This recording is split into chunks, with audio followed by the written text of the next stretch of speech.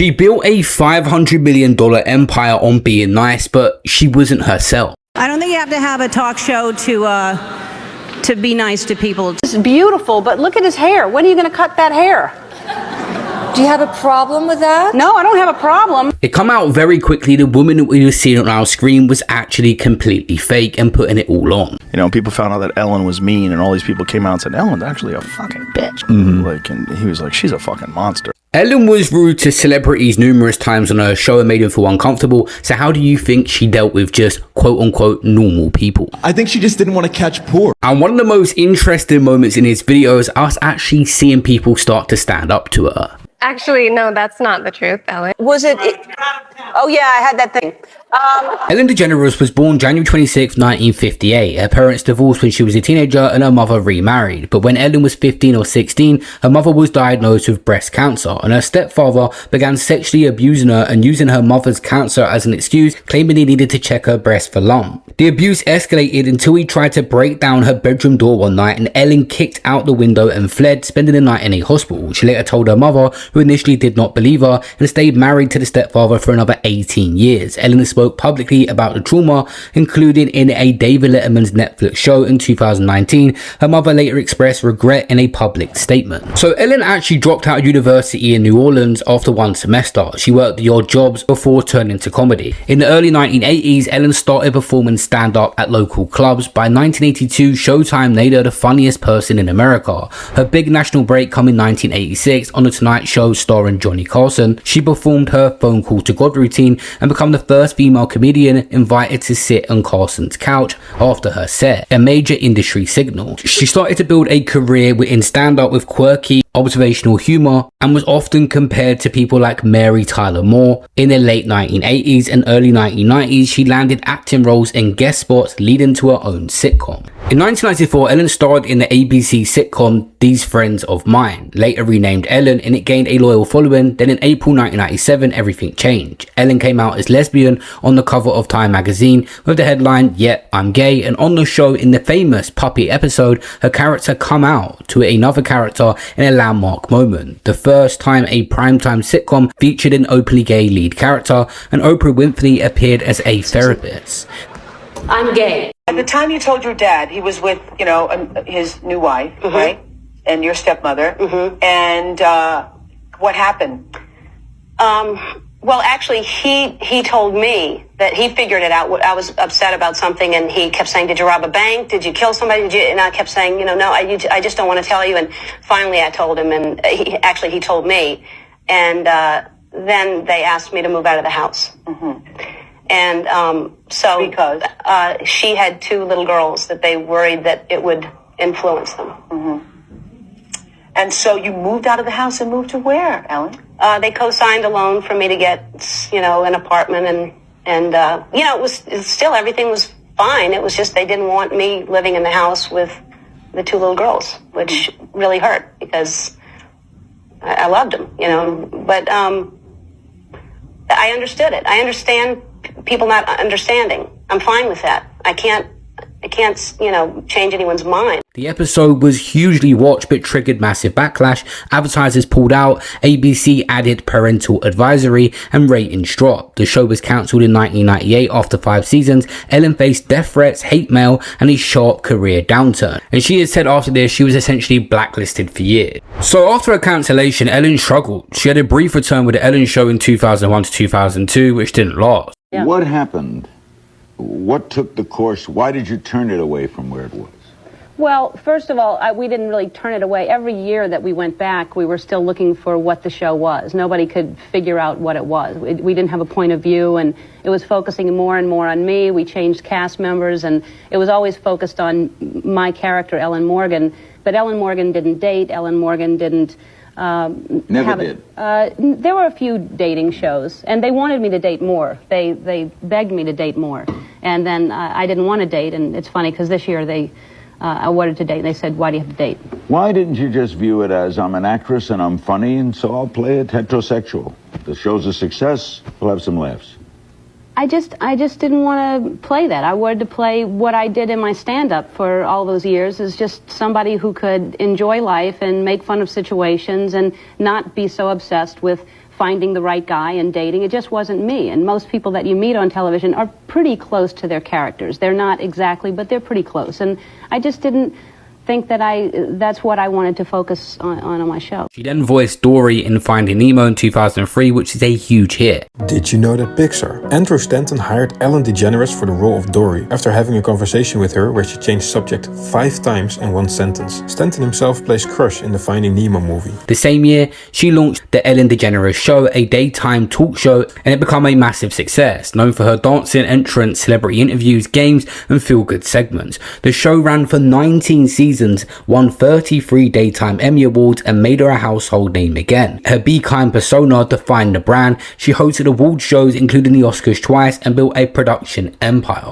And Ellen's ex-partner Anne actually exposed before she passed away in 2022, Ellen saying all she cared about was money. I broke up with her because her goal was to have a lot of money and mine was to find love. Her goal is I want 60 billion. You broke up with her because she had a lot of money, or you broke up with her because... I broke up with her because her goal was to have a lot of money, and mine was to find love, and hers was I want 60 billion. Good luck. Our forks are never going to meet. Somebody like Ellen, who literally is sitting on a pile of $60 billion, and then... Could feed countries. Right. And then you're... But you got a Porsche. I mean, you're not hurting. You live beautifully. Wait, that's really funny. I just noticed that. Sorry, I have to put a pin in it. I realized that Ellen drove and then she married one. The hilarious thing is that all she wanted was money, and then she ends up marrying a person named Portia. Portia even asked me about Ellen before, Portia came to my wedding because I was on Ellen McBeal with her, and Portia even said, I'm going to go after Ellen. I know you're not. I'm like, but you won't be the poster child, girl, because guess what? That poster child has already been taken. And by the way, it wasn't a great spot, but yours ain't going to be any easier. And I'm telling you now, like, red flag. By the peak of her career, Ellen was worth 370 to 500 million, with massive endorsements, real estate flipping, and other ventures. While the show was projecting positivity, cracks appeared in 2020. BuzzFeed News published exposés based on interviews and current former employees. Staff described a toxic environment of fear, intimidation, racism, and bullying. Employers say they were fired and penalized for taking medical or bereavement leave. There were claims of microaggressions, instructions not to speak to Ellen if seen in the halls, and executive producers accused of sexual harassment and misconduct. Worked for Ellen as well. Yeah, I did the first 2 years on that show. And she was rough. She was the C word. Yeah. Was she just short with you? I mean, what was exactly? It was happening? like if you didn't pitch in her wheelhouse, then she looked at you like you had just stabbed her puppy. And then there was this process of pushing people out of the circle. And you want to be in the circle because there's a lot of fear going on. Yeah. And you're in or out. So there's a lot of it didn't really bother me that much because I'd written on a lot of shows before and I kind of knew what it was like to have tough bosses. Yeah. I wrote for Bill Maher. Sure. And so I was just tough enough, but then there was these first time writers they used to cry. There was a lot of crying in the hallways. Wow. You see, Ellen was not directly accused of the worst misconduct, but many said the culture started at the top and contradicted her public Be Kind message. Weird and not nice to me for most of my career, and because I opened for her in the 1980s. Oh, you did? When she was a headliner in comedy clubs, and not way before her big fame. And so then when I would do her talk show in the 2000s, she acted like we just met. And I'm like, bitch, what? One of those types. I'm like, bitch, what? Like, that's weird. Like, right. It's like, we go way back. Bitch, what? Bitch. Ellen had the perfect reputation for many years, flawless, brand friendly, and then come the Twitter thread. It said there had been rumors about Ellen for years being difficult and how employees felt unhappy, but the comedian Kevin T. Porter started a Twitter thread asking people to share the most insane stories you heard about Ellen being mean, and the tweet had 2,600 replies within a short period. Employees were distressed by top-level producers who didn't communicate details about their jobs and pay at the beginning of the coronavirus pandemic, and even Ellen's bodyguard had said that he had a negative experience with her at the 2014 Oscars, calling the TV host treatment others very demeaning. And some of the accusations by just normal people who had nothing to lose were ridiculous. Someone said, I worked for Real Food Daily, served her a brunch, she wrote a letter to the owner and complained about my chipped nail polish. Not that it was on her plate, but it was on my hand and I had worked until closing that night. Before the next morn, she almost got me fired. We saw some of the sort of problematic Ellen. Did you have any bad interactions with her, actually? I had to sign the most comprehensive NDA after that. I can't talk. No, I'll talk about it. She was facing away from the camera after we performed. She told us, guys, I'm really sick. Like, we went to like shake her hand. Like, thank you so much for this big opportunity. We went to shake her hand. She said, sorry guys, I'm sick. Emma Roberts, the actress, was the guest that day. She was all over her. I think she just didn't want to catch poor. Yeah. Like so we saw some of the toxicity. Like, this Canadian shit might be contagious. We saw some of the sort of problematic Ellen in that moment. She is kind of allergic to saying sorry, I would guess. You know what I mean? Like, I don't think she's a very apologetic person. So she doesn't want to touch Canadians. She often forgets. I don't know if you've seen Finding Nemo. A lot of the stories were true, but you got to mix in and find what was real, because it actually become a bit of a trend to have a story or experience with Ellen that was bad. I called her out. I was like, Ellen's not that nice. This was after you went on the show? After I went on the show. What was it like meeting Ellen? And is she a good person? Let's just all go back to 2017, where I was the first person to call Ellen out before anyone else You called her out? Yeah. What do you mean? I called her out. I was like, Ellen's not that nice. This was after you went on the show? After I went on the show, and the world blew up about it and was like so mad at me about it, and then someone else said it, and then it was like, oh my god, Ellen's not nice. Yeah. Oh, okay. Why do you say she's not nice? I can't explain it. It was just really energy? I ran into her like backstage. It was like an awkward thing, and like the producers were really scared. I was like, what's going on? They were like, that was not supposed to happen. We're gonna get in trouble. It was like so weird. She was like, hey. It was like, I was like, oh hi. Like, I was like, I'm so excited. And she was like, Warner Media launched an internal investigation and 3 senior producers were fired. Ellen issued a public apology to the staff, saying that she was disappointed in taking responsibility to fix the issue. So my hope is that we can still be a place of happiness and joy. Ellen DeGeneres faced some significant backlash when she was publicly called out for allegedly creating, or at least allowing for, a toxic workplace to exist behind the scenes. Staff was reportedly on the receiving end of racist comments and various aggressive behavior. An investigation ensued while Ellen apologized to staff in a letter. Ellen then tried to bury the hatchet for good by addressing the accusations in her show's season 18 premiere. During her statement, DeGeneres made jokes and we heard a virtual audience laugh and applaud. Hearing crowd noise during this supposedly serious moment made her apology seem disingenuous. Additional stories emerged from celebrities and staff about mean behavior. Ratings declined amid the pandemic and scandals, and the show ended in 2022 after nearly 3,000 episodes. There was an actual moment where we see Ellen's split personality live on camera. So basically, she was asked why she wasn't invited to a party, and then she begins to go into a weird phase of asking questions and getting confused. She's kind of forgetting who she is here, and that she just blanked her. It's good to see you. Happy belated birthday. When was your birthday? It was October 4th. October 4th. You turned 30. I did. And how was the party? I wasn't invited. Actually, no, that's not the truth, Ellen. You were invited. Last time I was on the show, last year, you gave me a bunch of about not inviting you, but I didn't even know you wanted to be invited. Well, who doesn't want to be invited to a party? Well, I didn't even know you liked me. Of course I like you. You knew I liked you. You've been on the show many times, and don't I show like? Yeah. But I did invite you and you didn't come. So this time you invited me? Yeah. Are you sure? Yeah. You know, I don't think so. Ask everybody. Ask Jonathan, your producer. Who said you were? I was invited? Right. Why didn't I go? I don't know. Was it? Oh yeah, I had that thing. It might seem bizarre, but Ellen just didn't want to take any accountability in this situation whatsoever, and it shows her character. Like someone said, man, you can tell Ellen had a second of self-reflection. That was the first in a long time. As managed as she became, you can actually see the pure confusion on her face. When informed it was most likely her fault she didn't go. I'd pay a lot of cash to be a fly on the wall to hear what she said privately after this happened. Always remember that uber rich don't see us as people. You don't know them. They don't care about you. I imagine a lot of people cussed out that day despite it being her fault that she forgot. I don't know why you're not here more often, because you live like 2 blocks away. I do live pretty close by, yeah. So is it because you're just always gone doing movies, or? No, I don't like it here. Oh, okay. You make me nervous. Oh. Your energy is really tough to deal with. Oh, wow. A lot of people say that. Okay, so Don't get me wrong, when you're on camera so much and you gotta be funny, everyone has a character, but there was experience after experience of her being mean and disingenuous behind the scenes, and actually just not looking at anyone who's not a celebrity as anything or wanted to hear from them. But I'm fascinated with like different celebrities and like asking people who the meanest one and who the coolest one was. I can tell you who the meanest one I ever met was.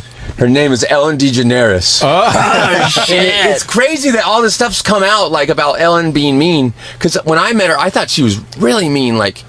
Where'd you meet her? I met her at the VH1 Big in 04 or Big in 05 Awards, and it was when her show was like, I guess she was the big thing at the time, and all the like her sitcom or her Ellen show. The Ellen show, or the one where she like in her her talk show. So she was there, and I guess I was in the green room, and there wasn't that many people in the green room, like, and so everyone like got to talking pretty good, and like someone like warned her that like one of the toilets was broken, because it was like these kind of like those fancy outdoor toilets, and she was like just gave a really rude response, and then she was just smoking cigarettes like in her Ellen assistant was smoking cigarettes? Yeah, I was so surprised she was smoking, and she's like, so what do I gotta do, like, and she's just pissed to be there, and then she comes out on stage and she's like all like funny, nice Ellen, you know, like the person that they think she is.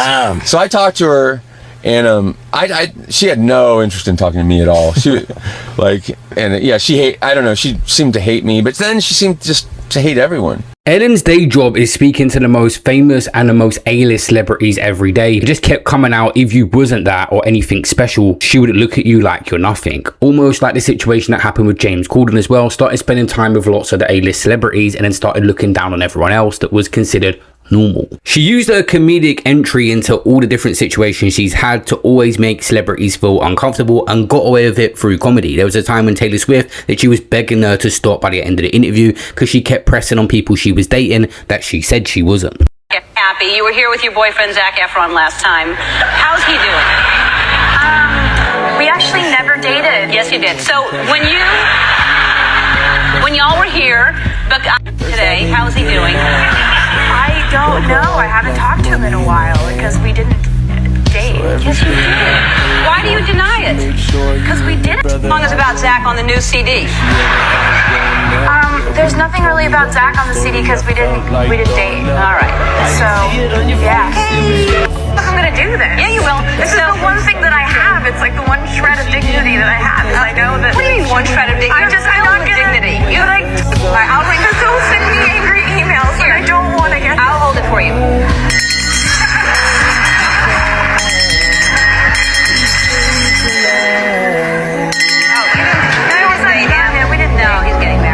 Okay. We didn't date. What are you doing?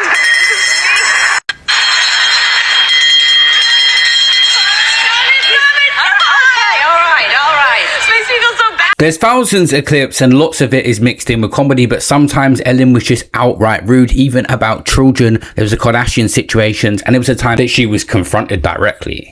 Of their children, and people say, oh, isn't that terrible? Well, I don't even cut my son's hair, and they say, oh my God, when is she gonna cut her son's hair? Right. You know, whatever I will do, I won't please everyone. Right. But something that I can reassure every mother here, the long hair. Do you know that Renee Charles makes his own decisions most of the time? Renee Charles is your son's My name? son. Yeah. People were saying in that situation, Ellen was rude but got dealt with perfectly. Even people like Joe Rogan was catching wind that Ellen had a split personality, and the person we were seeing on TV that was so calm, lovely, wasn't who she was outside of the television screens. You know, people found out that Ellen was mean, and all these people came out and said, Ellen's actually a fucking bitch. She lost everything. She fell apart, disappeared.